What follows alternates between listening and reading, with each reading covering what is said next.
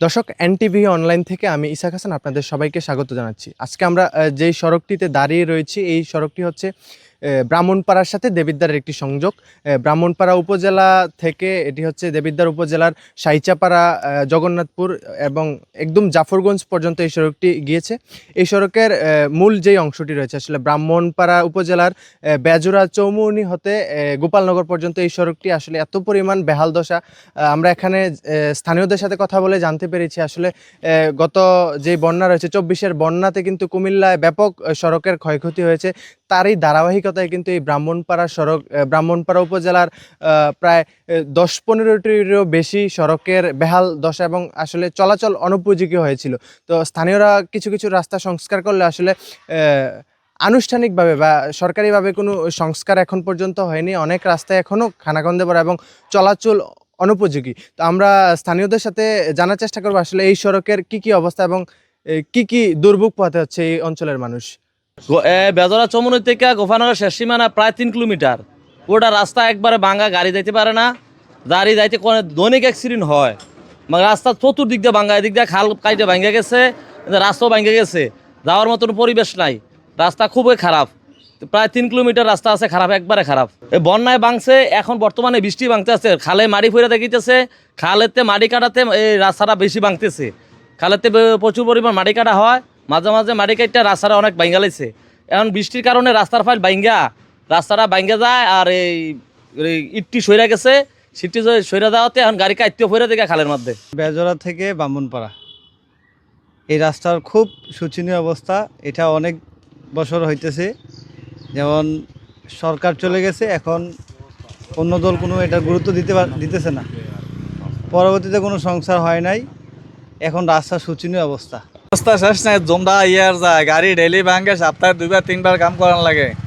যাত্রীরও ভোগান্তি, গাড়িরও ভোগান্তি, আর হিসাব কই আর লাভ নাই। মানে গাড়ি নিজেরা চালাইতে না, ২-১ চালাই নিয়ে ঘুমাইতে শৈলে ব্যথায়, গাড়ি ভাঙ্গায়।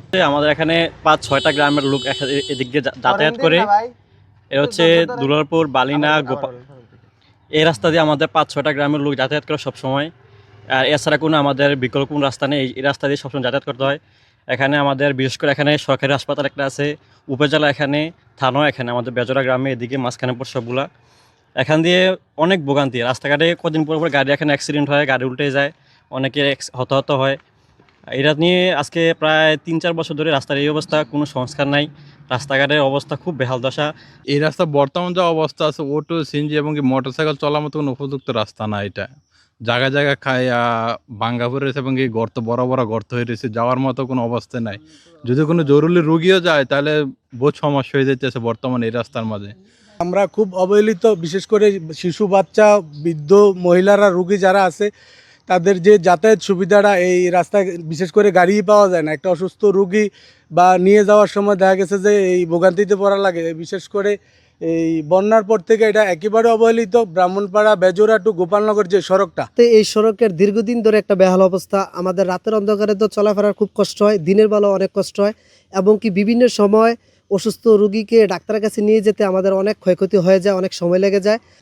আমাদের এখন আপনি যে সড়কটিতে আমরা দাঁড়িয়ে আছি এবং আপনি দাঁড়িয়ে আছেন, এই সড়কটি হচ্ছে ব্রাহ্মণপাড়া উপজেলার যেই প্রধান যেই ফটকগুলো, অফিসগুলো আছে, এই অফিসগুলো হচ্ছে এই সড়কে, আপনার এই সড়কে যেমন উপজেলা স্বাস্থ্য কমপ্লেক্স, তারপরে আপনার পুলিশ স্টেশন, তারপর উপজেলা পরিষদ, এই সবগুলোই হচ্ছে এই সড়কের মধ্যে। তো এখানে দেখেছি কি আপনার উপজেলা স্বাস্থ্য কমপ্লেক্সে আপনার রুগীরা যাতায়াত করতে গিয়ে দেখেছে কি আপনার প্রেগনেন্সি যারা থাকে তারা, তারপরে আপনার এই দিনে রাতে যারা রুগীরা আসা যাওয়া, এর ক্ষেত্রে এদিক দিয়ে সমস্যা হয়। এবং আপনার যে অটো, তারপরে আপনার সিএনজি বলেন, সব কিছুই দেখা গেছে কি আপনার এই সড়কে মানুষ চলতে গেলে মানুষ অসুস্থ হয়ে যায়।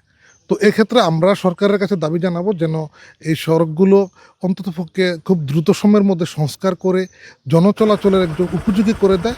এই দাবিটি আমরা আসলে উপজেলা থেকে জানাচ্ছি, এবং মানুষ চলাচলে যেন একটু স্বস্তি ফিরে আসে, এ বিষয়টি।